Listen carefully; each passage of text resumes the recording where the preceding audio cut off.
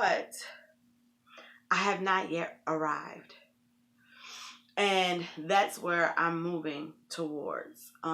So my video just cut out a little bit. It said it was too long. I'm gonna see what I need to do, if I need to start recording from my computer or what, so that I can talk a little longer. I don't want to let this stuff last for too long because I want to be giving you meat, but I also want to give you some background of who I am, the way I think, why I'm doing what I'm doing. So in working with the population of people that I work with, I've had some insecurities. And part of that insecurity is has to do with the fact that I am preaching and teaching to a population that I myself have not yet experienced. So I am working to save marriages and families and build stronger families and relationships. Yet I have not mastered being in a successful, happy, healthy marriage. I've had some good relationships. I've had some great men, but I have not been able to go the distance, reach the finish line.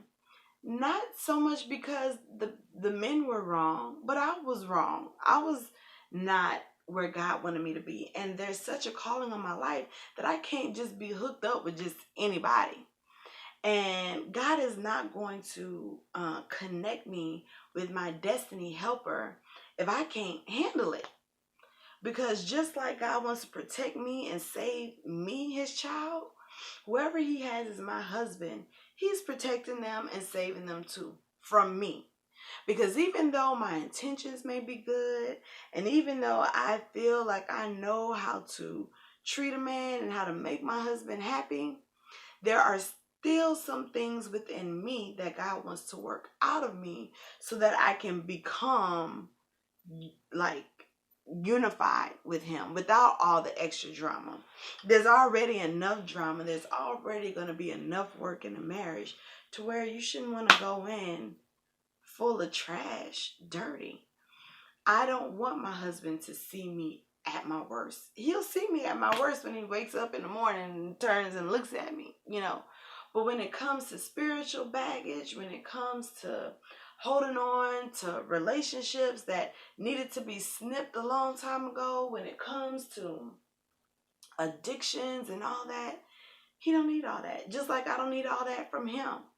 And so it's about more than preparing myself for marriage and a family so that I can practice what I preach or so that I can relate better to my audience. It's more than that, It's about preparing myself for God. As a single woman, everything that I do should be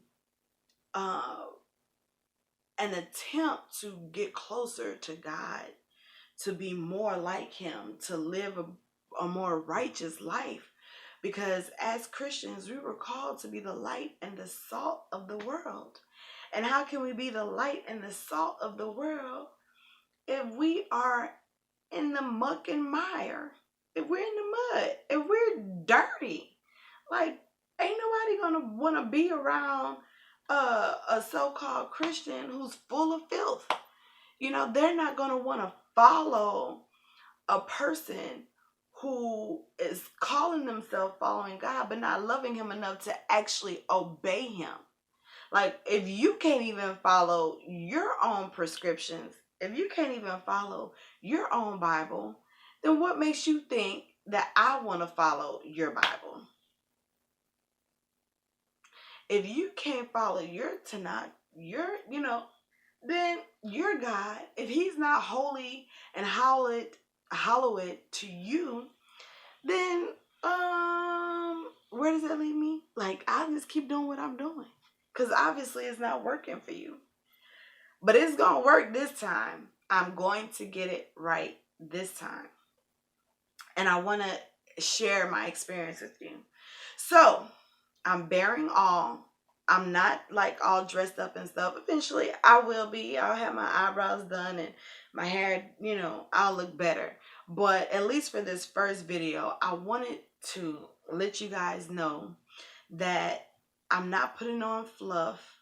I'm not trying to convince you of anything. I'm not trying to manipulate anything.